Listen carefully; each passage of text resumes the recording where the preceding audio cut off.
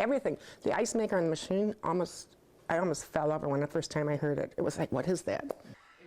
Most people probably don't think twice about hearing little noises around your house, but for one Marinette County woman, being able to hear the most mundane sounds in life has become such a joy. That's because she spent nearly her entire life unable to hear. Well, this was until she found out about a surgery new to the Green Bay area that not only brought sound back to her, but changed nearly everything about her life. Only on Action 2 News, Sarah Thompson shows us why J.P. Miller has become a national advocate, urging the severely hearing impaired to consider cochlear implants. The world is full of noise.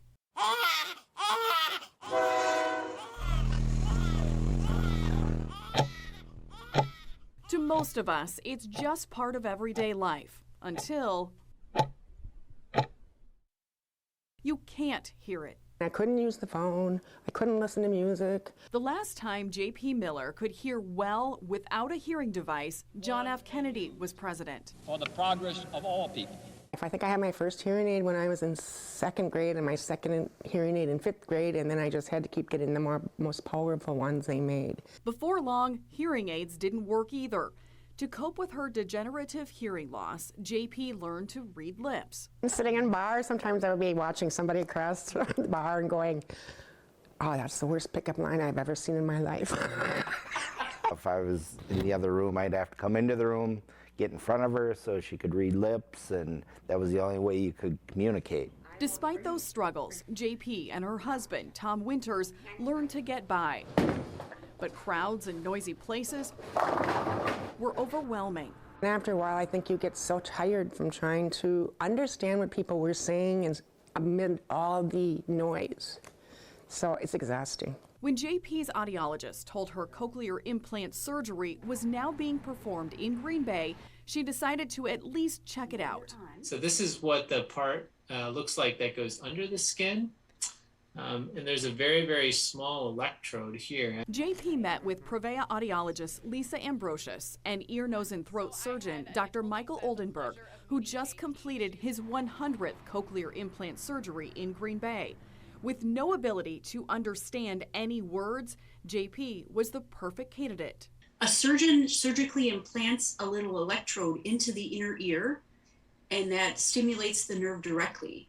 It's kind of a snail shape, and that's actually what I place underneath the skin. Via Zoom, Dr. Oldenburg shows us the implant that goes into the inner ear, called the cochlea, and stimulates the hearing nerve.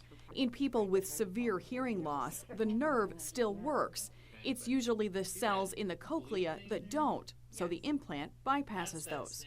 JP had heard about cochlear implants for years, but let travel and her fear of surgery keep her from even considering it. But when she found out they were being offered in Green Bay, she reluctantly agreed, but only if they do both ears at the same time, so she didn't have to do surgery twice. Today's the day of your surgery. How are you feeling? Terrified and crying, and I don't want to go.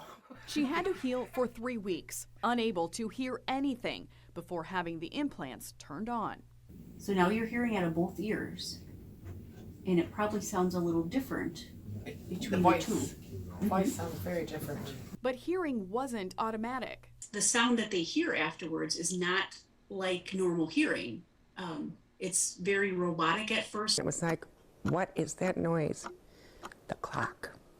I could hear the clock ticking, and I couldn't tell what it was. It was just, I almost shot that clock a couple times too. For months after her 2018 surgery, the couple would sit and listen to train JP's brain to recognize new sounds. He said, you're going to have to learn to filter sounds out. Ignore them.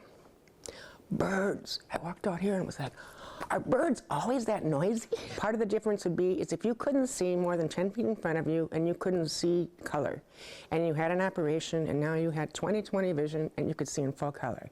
That's how significantly different it is. Amazing. It's really life-changing. They can enjoy the little things. This is one of my favorites. Especially music. I have downloaded 400 songs on my phone. It's my making up for 40 years of not hearing music, and I love it. I love it.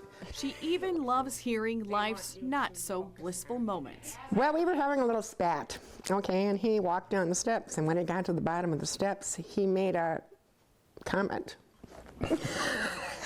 And I was standing at the top of the steps and I said, do you know I can hear now? Because I could make out what he said. So he basically said, don't stress. I said you were meant to hear that.